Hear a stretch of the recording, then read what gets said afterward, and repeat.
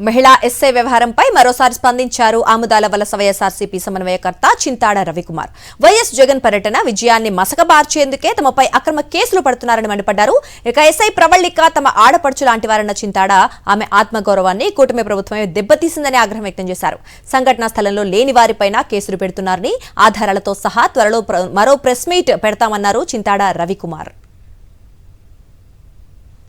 జగన్మోహన్ రెడ్డి గారిని ఆయన programme success అయింది.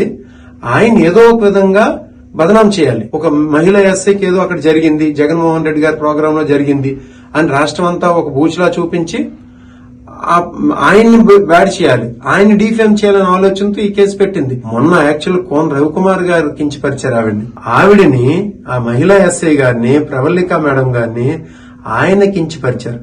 సభ్య సమాజం సిగ్గుపడేలాగా మాట్లాడాడు ఆయన. ఆవిడికి అవమానం జరిగింది ఆ రోజు కాదు, మా నుండి గౌరవం దక్కింది. అవమానం చేసింది టీడీపీ ప్రభుత్వం. మొన్న కోన రవికుమార్ మాట్లాడినటువంటి మాటలు. మేము జగన్మోహన్ రెడ్డి గారి తాలూకు అభిమానులు, మేం కేసులకు భయపడిపోం. మరి 10 కేసులు పెట్టినా మాకు ఇబ్బంది లేదు. మేము కేవలం చదువుకున్నటువంటి విద్యార్థుల మీద, యువకుల మీద అక్రమ కేసులు ఉండకూడదని చెప్పేసి ఈ ప్రయత్నం చేస్తున్నాం. మరిన్ని అప్డేట్స్ కోసం ఛానల్ ను సబ్స్క్రైబ్ చేయండి. నోటిఫికేషన్స్ కోసం బెల్ ఐకాన్ పై క్లిక్ చేయండి.